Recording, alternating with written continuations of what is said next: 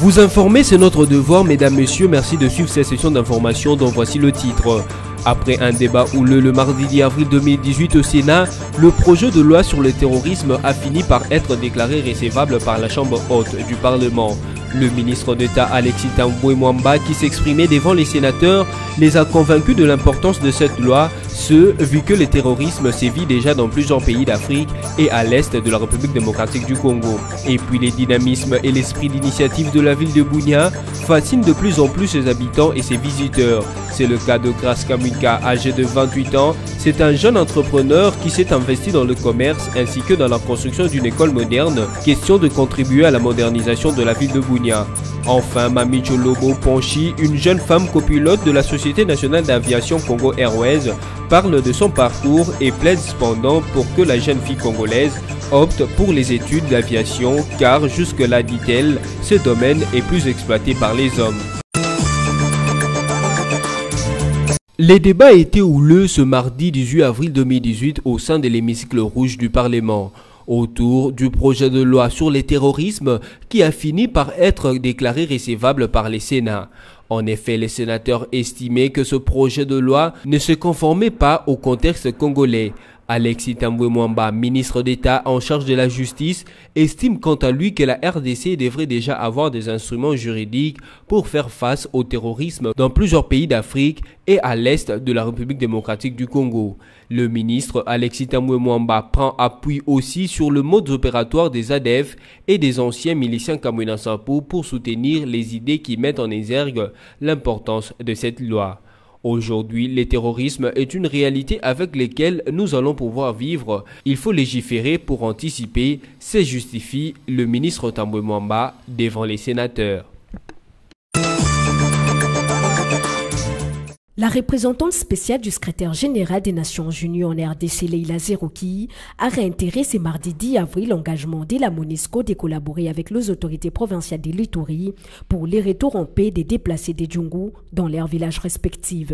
Elle a dit, au sorti de l'entretien qu'elle a eu avec le gouverneur de l'Ituri à Bunia, où elle est arrivée pour la première fois depuis sa prise de fonction.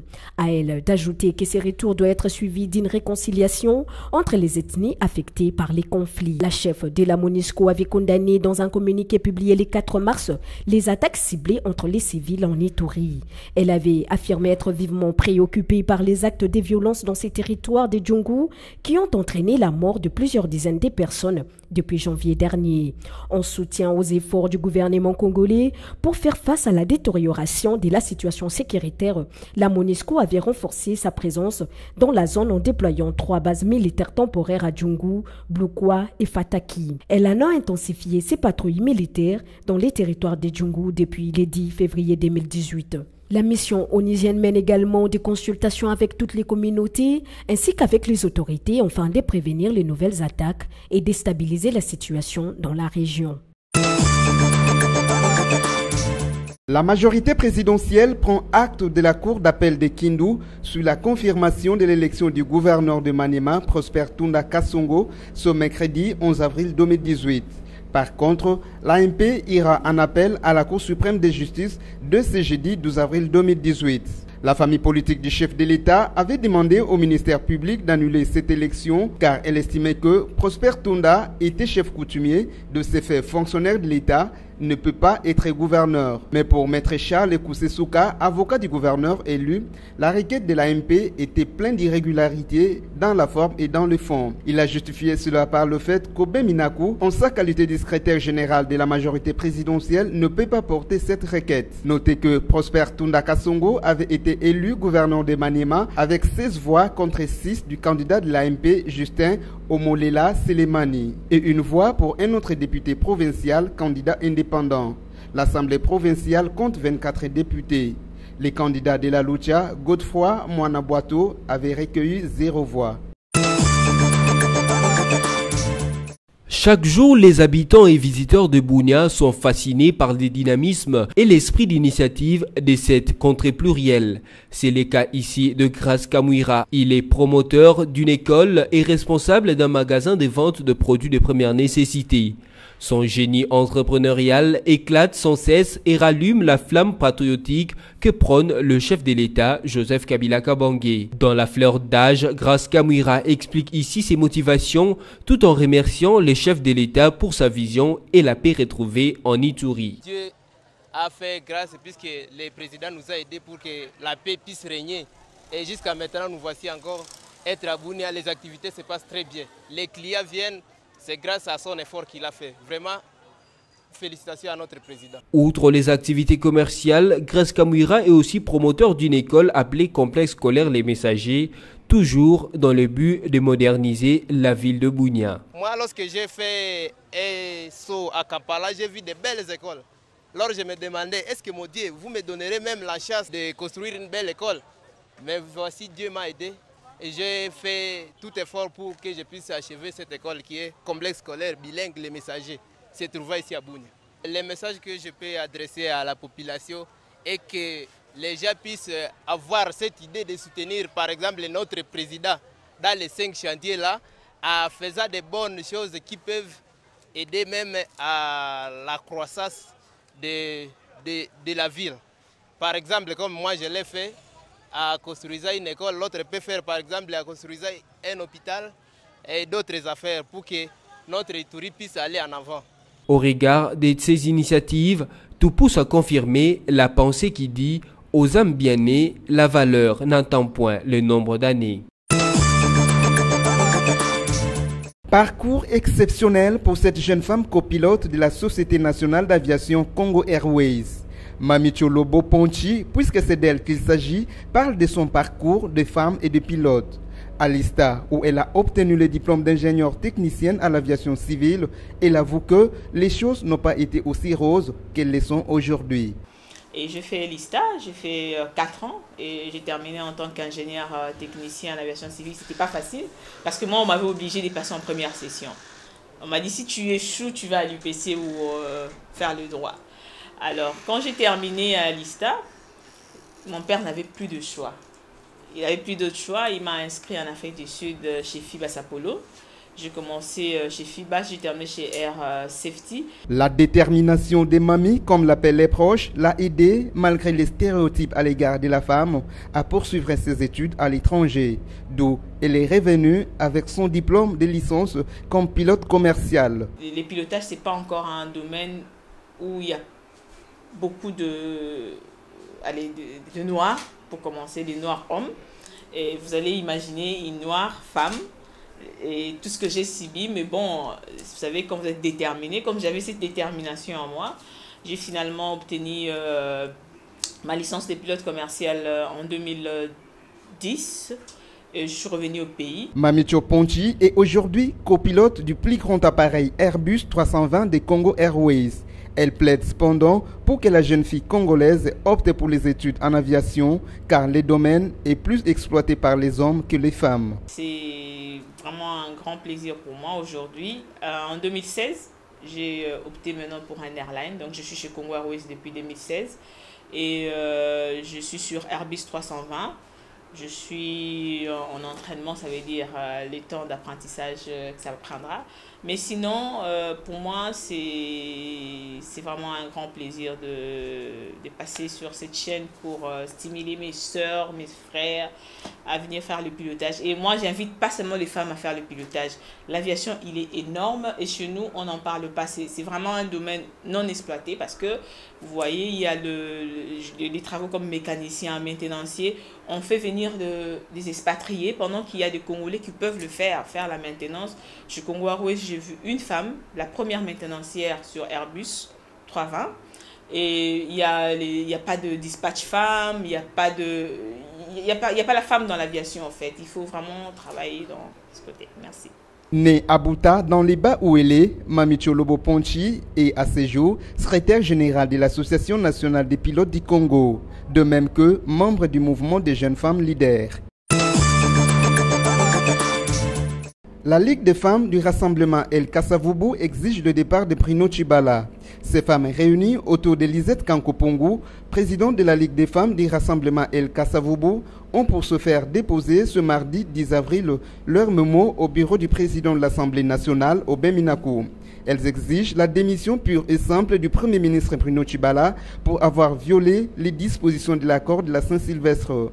Après avoir créé son parti politique UDPS Tshibala, il a créé une autre plateforme APC-A13 en sigle.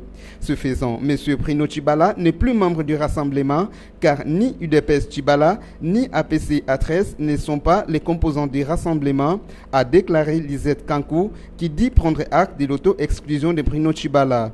En outre, ces femmes fidèles à Joseph Olengankoy reprochent au chef du gouvernement plusieurs antivaleurs, notamment le népotisme, le clientélisme et le tripatouillage. Ces mêmes femmes de Ligue des femmes des RASOP exhortent le président du Conseil national de suivi de l'accord et du processus électoral, Joseph Olengankoy, d'activer l'article 8 de l'arrangement particulier de l'accord en vue de son remplacement par un autre membre du rassemblement. Par ailleurs, la jeunesse du rassemblement proche de Tshibala ont eux aussi marché, demandant la démission pure et simple de Joseph Olengankoy, car selon eux, il n'est pas à la hauteur de la charge qui lui a été confiée. Les Léopards U17 se sont offerts les tickets pour la finale du tournoi de l'Union des fédérations de football d'Afrique centrale en s'imposant en demi-finale devant la sélection tchadienne par la marque de 2-0 le mardi 10 avril 2018 au stade Omnisport de Yaoundé au Cameroun. Cette sélection, conduite par Eric Tchibassou, va croiser les fers en finale le 15 avril prochain contre le Cameroun, pays hôte de cette compétition. Pour ce faire, les Léopards devront compter sur le soutien de toute la République démocratique du Congo pour espérer ramener ce trophée dans leur valise. Ce tournoi qui a débuté le 3 avril de l'année en cours a regroupé 8 nations, à savoir le Cameroun, pays organisateur, le Gabon, la République centrafricaine, le Congo-Brazzaville, la République démocratique du Congo, la Guinée équatoriale, le Tchad ainsi que les Sao Tomé et Principe. Ce journal est terminé, mais avant de nous quitter, le rappel des titres. Après un débat houleux le mardi 10 avril 2018 au Sénat, le projet de loi sur le terrorisme a fini par être déclaré recevable par la Chambre haute du Parlement. Le ministre d'État Alexis Tambwe Mwamba, qui s'exprimait devant les sénateurs, les a convaincus de l'importance de cette loi, vu que le terrorisme sévit déjà dans plusieurs pays d'Afrique et à l'est de la République démocratique du Congo. Et puis les dynamismes et l'esprit d'initiative de la ville de Bunia fascinent de plus en plus ses habitants et ses visiteurs. C'est le cas de Grace Kamwika, âgé de 28 ans. C'est un jeune entrepreneur qui s'est investi dans le commerce ainsi que dans la construction d'une école moderne, question de contribuer à la modernisation de la ville de Bunia. Enfin, Mami Cholobo Ponchi, une jeune femme copilote de la Société nationale d'aviation Congo Airways, parle de son parcours et plaide cependant pour que la jeune fille congolaise opte pour les études d'aviation car jusque-là, dit-elle, ce domaine est plus exploité par les hommes. Ainsi s'achève ces sessions d'information. Merci de votre attention soutenue.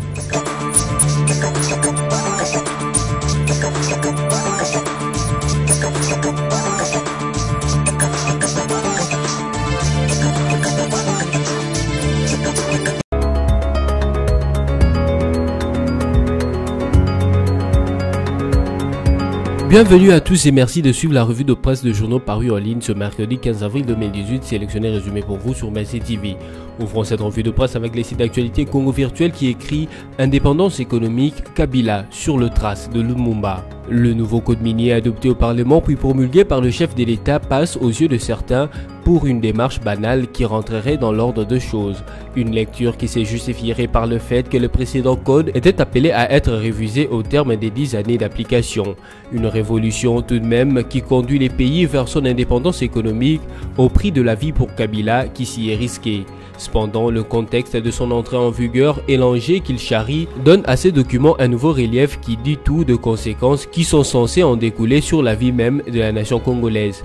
Point n'est besoin de rappeler ici le scandale que représente les potentiels miniers congolais par rapport aux ambitions de prospérité que nourrit son pays depuis son accession à l'indépendance. Depuis lors, pourtant, la RDC n'a cessé de projeter à l'humanité les contrastes entre ses richesses potentielles et la pauvreté sans cesse grandissante de ses populations, censées en tirer le meilleur profit pour leur bien-être. Depuis toutes ces années, la justification courante était que les dirigeants successifs de pays brillaient par une mauvaise gestion des secteurs qui ne profitaient qu'à une poignée de Congolais, mais surtout aux exploitants étrangers. Il était pourtant dit et s'est dit toujours qu'au-delà de l'indépendance politique arrachée au prix du sang de Congolais, le Congo s'est dévé de conquérir son indépendance économique. Poursuivons cette revue de presse avec Forum des As qui titre à sa une « Recrutement présumé des mercenaires par Katumbi, les services et la justice sur la même ligne selon Jeune Afrique ». Le feuilleton judiciaire Katumbi ne finit pas de rebondir. Cette fois-ci, c'est la controverse sur la date des recrutements présumés des mercenaires par l'ancien gouv du Katanga qui défraie la chronique. À l'origine de ce énième rebondissement, un article paru dans Jeune Afrique. Dans son édition en ligne du lundi 9 avril, ce magazine panafricain met en relief la contradiction entre les versions de services de renseignement et la justice. Selon le premier, Moïse Katumbi aurait recruté des mercenaires pour sa garde de 2015, alors que la seconde la situe une année plus tôt. Le président de l'ensemble sera en principe jugé en juin devant la Cour suprême de justice pour ce dossier. Au cours d'une conférence de presse à Kinshasa, le collectif d'avocats du chairman du TP Mazembe ont plaidé pour qu'il soit plutôt jugé devant son juge naturel, qui est le tribunal des grandes instances de Lubumbashi et non pas par la Cour suprême de justice, dont la sentence est sans appel. Pour les avocats du leader de la plateforme Ensemble et certains observateurs, il n'y a point de doute, cette manœuvre a pour but de disqualifier l'opposant Katumbi de la course à la présidentielle.